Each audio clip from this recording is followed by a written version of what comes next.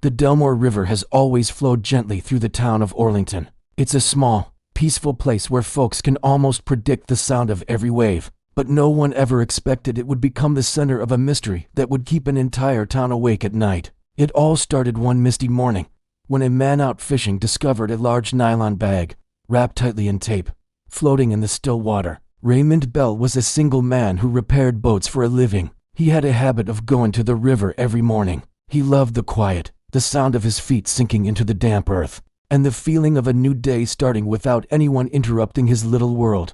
But on this particular morning, he knew that world was about to be shattered. From a distance, Raymond spotted a black object bobbing on the surface.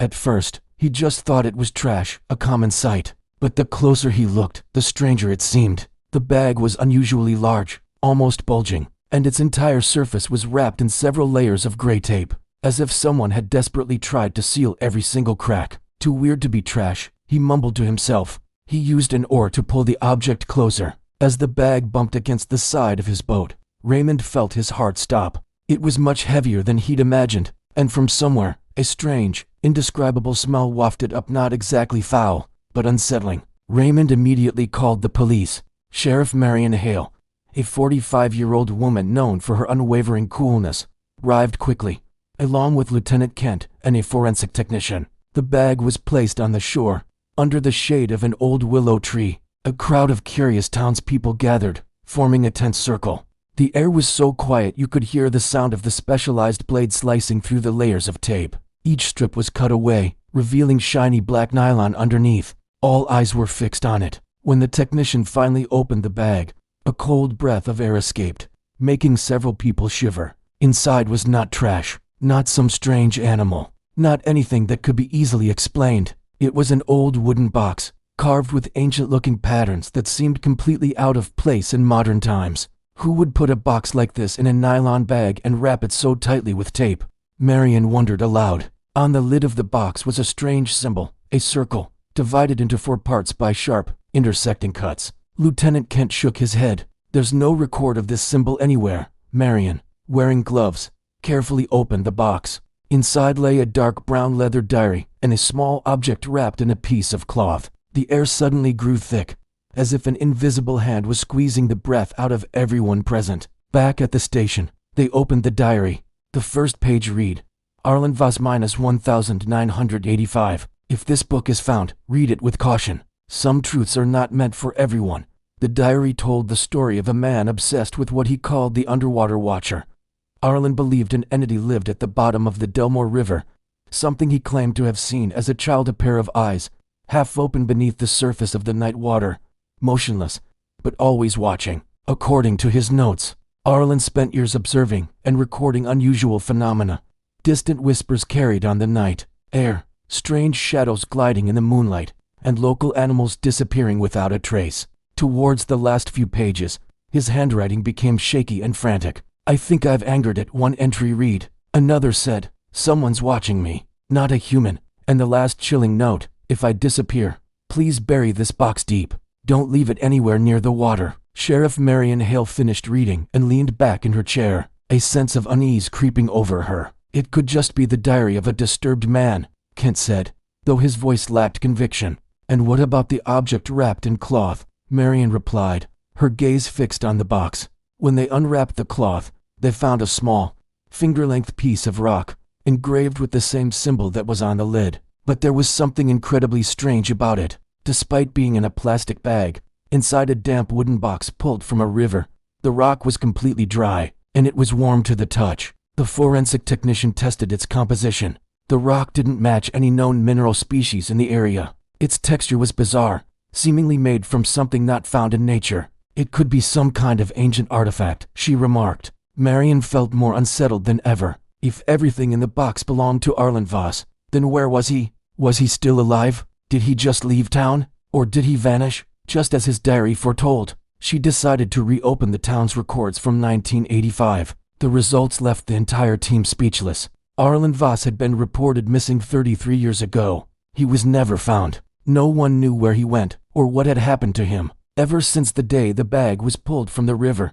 strange things began to happen in Orlington. Some people reported hearing noises from under the water on calm nights. Others claimed to have seen a shadowy figure standing on the riverbank at midnight, only for it to vanish when they got closer. The streetlights near the river began to flicker constantly. Even after being replaced with new bulbs, Marion tried to stay logical, telling herself it was all a psychological effect, a mass coincidence sparked by the diary's eerie contents. But then the incident on Saturday night happened. Around 10 p.m., a security camera near the riverbank captured the image of a person in a long cloak and hood, standing motionless, facing the water. They stood there for nearly 30 minutes. There was no wind, and the river was calm. But the figure's cloak billowed slightly, as if a breath of steam was rising from the water's surface. Then, the person bowed their head, placed a small object on the ground it looked like a cloth bag and stepped back, disappearing from the camera's view. When the investigation team arrived, they found the cloth bag. Inside, there was only a piece of paper, folded into four. The note read, "You should not have opened that box." There was no signature. Kent shivered. Someone knows. Or they knew Arlen Voss. In the days that followed, heavy rains fell relentlessly. The river water rose, turning murky and brown. Exactly 3 days after the strange letter appeared, a small landslide occurred on the eastern bank. This was the spot where a wooden house once stood. Now, only an old stone foundation remained. In the collapsed soil, people discovered a narrow, hidden tunnel. Carved into its wall was the same symbol found on Arlen's rock. Inside the tunnel, they found a small table with rusted research tools, a map of the Delmore River with the location circled in red, and one final note from Arlen Voss. The note stunned the team. It read, "I found where it lives. It's not a monster, not a man. It's something older than the history of this town. I took its piece of rock, a piece of asterisk at asterisk. If it wants something, it will not stop." Just then, one of the investigators shouted, "Sheriff Hale, the water in the tunnel is rising." And sure enough, water was pouring in from the bottom of the tunnel. Even though there were no cracks or leaks large enough to explain it, it was as if the water was seeping up from the earth itself. Marion ordered an immediate evacuation. The moment she was out, the ground below them shook slightly. Then, the tunnel collapsed completely in a matter of seconds, as if it had been deliberately sealed. The entire cellar sank into the river, taking everything with it. All that remained was the strange piece of rock, which Marion had kept in a Ziploc bag. That night, she took it home, planning to examine it more closely. But around 2 a.m., she was startled awake by a small clunking sound in the kitchen. When she turned on the light to check, she found the rock lying by the back door. She distinctly remembered leaving it in a locked box on the second floor. Underneath it, long, thin traces of moisture stained the tiles, as if something had crawled across the floor. Marion made a decision. She was going to return the rock to the Delmore River. The next morning, she stood on the very ledge where Raymond had first pulled up the bag. She opened the box and took out the rock. In the sunlight, it seemed to vibrate faintly, almost as if it were breathing. Marion didn't hesitate. She threw it as far as she could into the water. The stone sank deep, disappearing into the murky depths. The river was silent for a few seconds. Then, the water rippled in a small, perfect circle, as if someone had touched it gently from below. A distant echo seemed to rise from the riverbed, though she couldn't tell what it was. From that day on, all the strange phenomena in Orlington stopped. No more shadows, no more unexplained noises, no more mysterious figures by the water. The river returned to its usual, quiet peace. Weeks later, the police still hadn't found the mysterious cloaked man. Arlen Voss's diary and the case files were placed into the archives. No one was sure if what he wrote was real or the delusions of a troubled mind. There was only one thing that continued to trouble Sheriff Hale. On the night she returned the stone, she saw something. Just for a moment, in the thin layer of mist on the water's surface, she saw what looked like a pair of eyes, narrowed, watching her. Then, they were gone. It could have just been a hallucination, a trick of the mind after so many sleepless nights. Or maybe not. And the Delmore River, it still flows, silent and deep,